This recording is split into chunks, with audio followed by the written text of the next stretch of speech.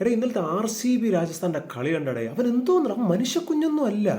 വൈഭവ് സൂര്യവംശി എന്ന പേര് ഇപ്പോൾ ലോകത്തിലെ ലെജൻസ് ഒക്കെ തിരിഞ്ഞു നോക്കാൻ തുടങ്ങി. ആരാണ് ഈ 15 വയസ്സുള്ള കൊച്ചു പയ്യനെന്ന്. ബുംറയെ സിക്സ് അടിച്ചത് ഓക്കെ, ഒരു സിക്സ് അടിച്ചു. ഓസ്ട്രേലിയയിലെ ടോപ്പ് ബൗളറായ ഹേഴ്സൽവുഡിനെ ഒരു ഒരു ദയവില്ലാതാണ് അടിച്ചത്. 5 ബോളിൽ 22 റൺസ്. ഹേസലൂണിനൊക്കെ മതിയായി എന്ന് പറയുന്ന ഒരു അവസ്ഥ. നല്ല ആർച്ചർ രക്ഷപ്പെട്ടു. കാര്യം ആർച്ചർ നെറ്റ്സിൽ മാത്രം അടി വാങ്ങിച്ചാൽ മതി. അതേപോലെ തന്നെ ഭുവനേശ്വർ കുമാർ ഒരു ലെജൻഡ് അല്ലേടേ, ഒരു മര്യാദയൊക്കെ കൊടു. വൈഭവ് ഔട്ടാവരുന്നുള്ള ധാരണ, വൈഭവ് ഔട്ടായാൽ കളി തോൽക്കും എന്നുള്ള രീതിയിലായി ഇപ്പോഴേ ആ കൊച്ചുകാർക്ക്. ഇവ സത്യമായിട്ട് ഇന്ത്യൻ ടീമിൽ പറഞ്ഞ ബെസ്റ്റ് ഓപ്പണറാണ്, ഫിയർലെസ് ഓപ്പണർ. മറ്റൊരു സേവാഗ്, ഇവരെ കാണുമ്പോഴൊക്കെ എനിക്ക് സേവാഗിനെ മാത്രമേ ഓർമ്മ വരുന്നുള്ളൂ. A fearless batsman.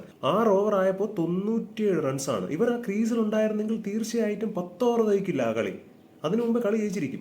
വൈഭവ് ഓസ്ട്രേലിയക്കെതിരെ കളിക്കുന്നതും സ്റ്റാർക്കിനെതിരെ കളിക്കുന്നതും ഒക്കെ കാണാനുള്ള ആഗ്രഹമാണ് എനിക്ക്. മാത്രമല്ല ടെസ്റ്റ് ക്രിക്കറ്റിലിട്ടാൽ മോനെ സേവാഗിന്റെയും ലാറയുടെയും ഒക്കെ റെക്കോർഡ് ഇവൻ ബ്രേക്ക് ചെയ്യുന്നുള്ളത് വേറെ ലെവലാണ്. സേവാഗിന്റെ 300 ഡബിൾ ട്രിപ്പിൾ സെഞ്ചുറിയും ലാറയുടെ 400 റൺസ് എന്നുള്ള ഒരു വലിയൊരു സംഭവവും വൈഭവ് സൂര്യവംശി നിസ്സാരമായിട്ട്. മാത്രമല്ല ക്രിക്കറ്റ് ചരിത്രത്തിലെ പല റെക്കോർഡും ഇനി തിരുത്തി കുറിക്കാൻ പോകുന്നത് വൈഭവ് തന്നെയായിരിക്കും.